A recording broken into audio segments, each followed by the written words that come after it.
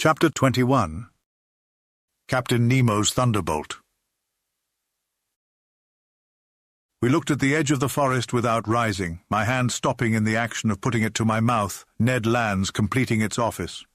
"Stones do not fall from the sky," remarked Conseil, "or they would merit the name aerolites." A second stone, carefully aimed, that made a savoury pigeon's leg fall from Conseil's hand, gave still more weight to his observation. We all three arose, shouldered our guns, and were ready to reply to any attack. "Are they apes?" cried Ned Land. "Very nearly, they are savages." "To the boat," I said, hurrying to the sea. It was indeed necessary to beat a retreat, for about 20 natives armed with bows and slings appeared on the skirts of a copse that masked the horizon to the right, hardly 100 steps from us. Our boat was moored about 60 feet from us. The savages approached us, not running but making hostile demonstrations. Stones and arrows fell thickly. Ned Land had not wished to leave his provisions, and, in spite of his imminent danger, his pig on one side and kangaroos on the other, he went tolerably fast. In 2 minutes we were on the shore. To load the boat with provisions and arms, to push it out to sea and ship the oars, was the work of an instant.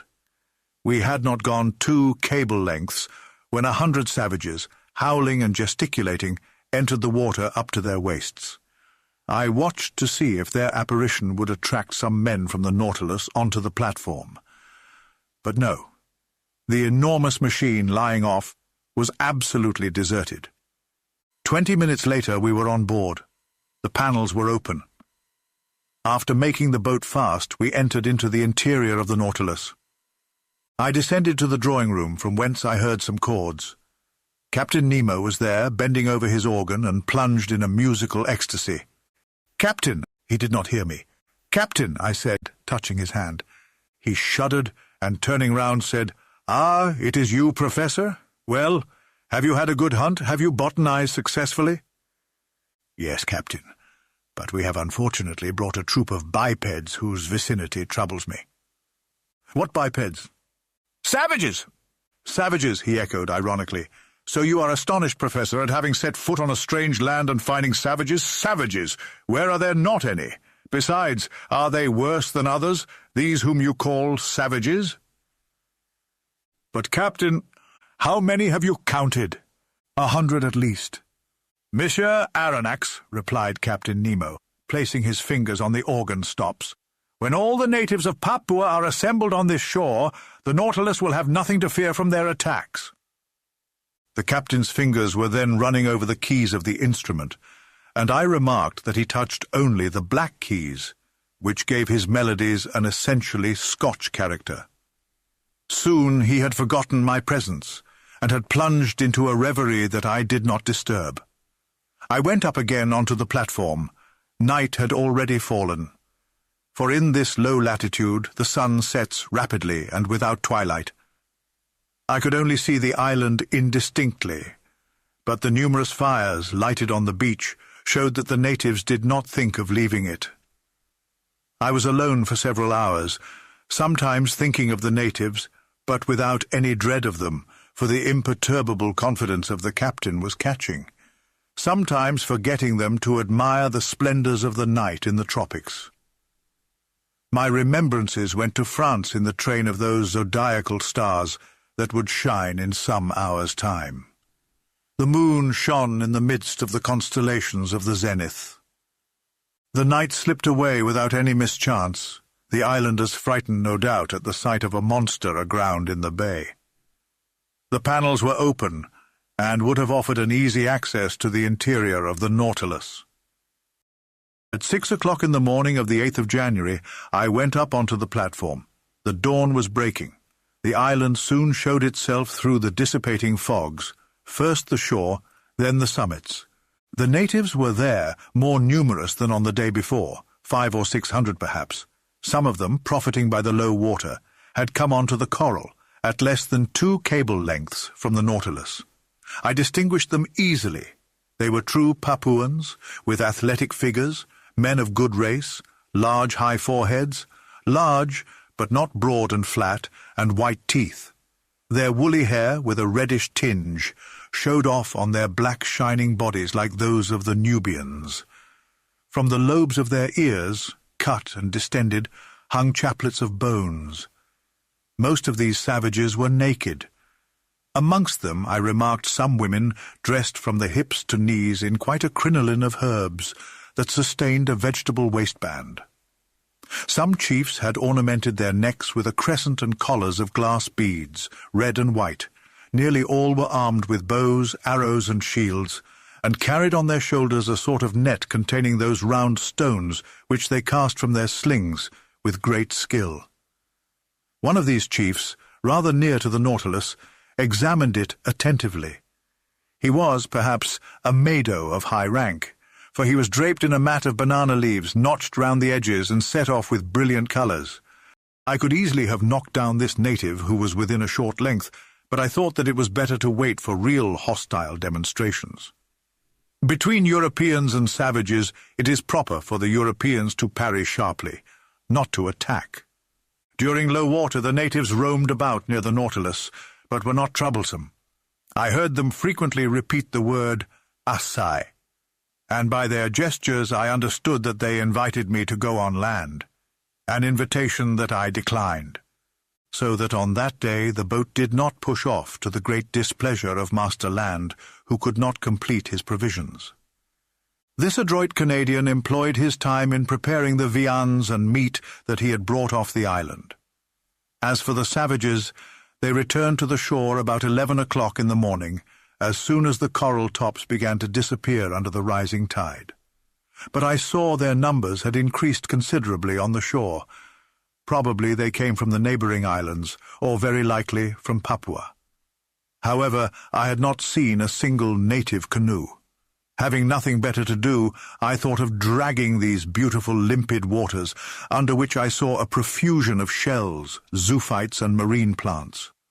Moreover, it was the last day that the Nautilus would pass in these parts, if it float in open sea the next day, according to Captain Nemo's promise. I therefore called Conseil, who brought me a little light drag, very like those for the oyster fishery. Now to work. For 2 hours we fished unceasingly, but without bringing up any rarities. The drag was filled with Midas ears, harps, melums, and particularly the most beautiful hammers I have ever seen. We also brought up some sea slugs, pearl oysters, and a dozen little turtles that were reserved for the pantry on board. But just when I expected it least, I put my hand on a wonder, I might say a natural deformity, very rarely met with. Conseil was just dragging, and his net came up filled with divers ordinary shells, when all at once he saw me plunge my arm quickly into the net to draw out a shell, and heard me utter a cry. "What is the matter, sir?" he asked in surprise. "Has master been bitten?" "No, my boy, but I would willingly have given a finger for my discovery." "What discovery?" "This shell," I said, holding up the object of my triumph. "It is simply an olive porphyry, genus olive, order of the Pectinibranchidae, class of gasteropods, subclass mollusca." "Yes, Conseil, but instead of being rolled from right to left, this olive turns from left to right." "Is it possible?" "Yes, my boy, it is a left shell." Shells are all right-handed, with rare exceptions, and when by chance their spiral is left, amateurs are ready to pay their weight in gold. Conseil and I were absorbed in the contemplation of our treasure, and I was promising myself to enrich the museum with it, when a stone, unfortunately thrown by a native, struck against and broke the precious object in Conseil's hand. I uttered a cry of despair. Conseil took up his gun and aimed at a savage who was poising his sling at 10 yards from him. I would have stopped him, but his blow took effect and broke the bracelet of amulets which encircled the arm of the savage. Conseil seized his gun. "Conseil!" cried I. "Conseil!" "Well, sir, do you not see that the cannibal has commenced the attack?" "A shell is not worth the life of a man," said I. "Ah, the scoundrel!" cried Conseil. "I would rather he had broken my shoulder." Conseil was in earnest, but I was not of his opinion. However, the situation had changed some minutes before, and we had not perceived. A score of canoes surrounded the Nautilus. These canoes, scooped out of the trunk of a tree, long, narrow, well adapted for speed, were balanced by means of a long bamboo pole, which floated on the water. They were managed by skillful, half-naked paddlers, and I watched their advance with some uneasiness. It was evident that these Papuans had already had dealings with the Europeans and knew their ships. But this long iron cylinder anchored in the bay, without masts or chimneys, what could they think of it? Nothing good, for at first they kept at a respectful distance. However, seeing it motionless, by degrees they took courage and sought to familiarize themselves with it. Now this familiarity was precisely what it was necessary to avoid. Our arms, which were noiseless, could only produce a moderate effect on the savages, who have little respect for aught but blustering things. The thunderbolt, without the reverberations of thunder, would frighten man but little, though the danger lies in the lightning, not in the noise. At this moment the canoes approached the Nautilus, and a shower of arrows alighted on her. I went down to the saloon, but found no one there. I ventured to knock at the door that opened into the captain's room. "Come in," was the answer.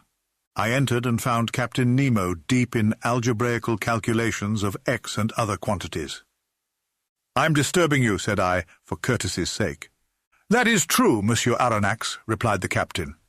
"But I think you have serious reasons for wishing to see me." "Very grave ones. The natives are surrounding us in their canoes, and in a few minutes we shall certainly be attacked by many hundreds of savages." "Ah," said Captain Nemo quietly. "They are come with their canoes?" "Yes, sir." "Well, sir, we must close the hatches." "Exactly, and I came to say to you—" "Nothing can be more simple," said Captain Nemo, and pressing an electric button, he transmitted an order to the ship's crew. "It is all done, sir," said he, after some moments. "The pinnace is ready, and the hatches are closed. You do not fear, I imagine, that these gentlemen could stave in walls on which the balls of your frigate have had no effect?" "No, Captain, but a danger still exists." "What is that, sir?" "It is that tomorrow at about this hour we must open the hatches to renew the air of the Nautilus. Now, if at this moment the Papuans should occupy the platform, I do not see how you could prevent them from entering." "Then, sir, you suppose that they will board us?" "I am certain of it." "Well, sir, let them come. I see no reason for hindering them. After all, these Papuans are poor creatures, and I am unwilling that my visit to the island should cost the life of a single one of these wretches." Upon that I was going away, but Captain Nemo detained me and asked me to sit down by him. He questioned me with interest about our excursions on shore and our hunting, and seemed not to understand the craving for meat that possessed the Canadian. Then the conversation turned on various subjects, and without being more communicative, Captain Nemo showed himself more amiable. Amongst other things, we happened to speak of the situation of the Nautilus, run aground in exactly the same spot in this strait where Dumont d'Urville was nearly lost. Apropos of this. "This d'Urville was one of your great sailors," said the captain to me, "one of your most intelligent navigators. He is the Captain Cook of you Frenchmen. Unfortunate man of science, after having braved the icebergs of the South Pole, the coral reefs of Oceania, the cannibals of the Pacific, to perish miserably in a railway train. If this energetic man could have reflected during the last moments of his life, what must have been uppermost in his last thoughts, do you suppose?" So speaking, Captain Nemo seemed moved, and his emotion gave me a better opinion of him. Then, chart in hand, we reviewed the travels of the French navigator, his voyages of circumnavigation, his double detention at the South Pole, which led to the discovery of Adelaide and Louis Philippe, and fixing the hydrographical bearings of the principal islands of Oceania. "That which your d'Urville has done on the surface of the seas," said Captain Nemo, "that have I done under them, and more easily, more completely than he. The Astrolabe and the Zélie, incessantly tossed about by the hurricane, could not be worth the Nautilus. Quiet repository of labour that she is, truly motionless in the midst of the waters. Tomorrow," added the captain, rising, "tomorrow at 20 minutes to 3 p.m., the Nautilus shall float and leave the Strait of Torres uninjured." Having curtly pronounced these words, Captain Nemo bowed slightly. This was to dismiss me, and I went back to my room. There I found Conseil, who wished to know the result of my interview with the captain.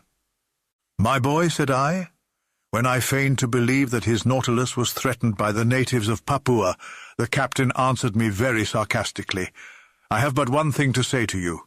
Have confidence in him and go to sleep in peace. Have you no need of my services, sir?" "No, my friend. What is Ned Land doing?" "If you will excuse me, sir," answered Conseil, "friend Ned is busy making a kangaroo pie, which will be a marvel."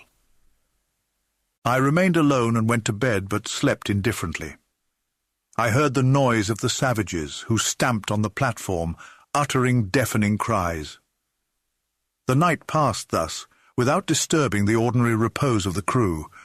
The presence of these cannibals affected them no more than the soldiers of a masked battery care for the ants that crawl over its front. At 6 in the morning I rose. The hatches had not been opened. The inner air was not renewed, but the reservoirs, filled ready for any emergency, were now resorted to, and discharged several cubic feet of oxygen into the exhausted atmosphere of the Nautilus. I worked in my room till noon without having seen Captain Nemo even for an instant. On board no preparations for departure were visible. I waited still some time, then went into the large saloon. The clock marked 2:30. In 10 minutes it would be high tide, and if Captain Nemo had not made a rash promise, the Nautilus would be immediately detached. If not, many months would pass ere she could leave her bed of coral. However, some warning vibrations began to be felt in the vessel. I heard the keel grating against the rough, calcareous bottom of the coral reef. At 5:20 to 3, Captain Nemo appeared in the saloon. "We are going to start," said he.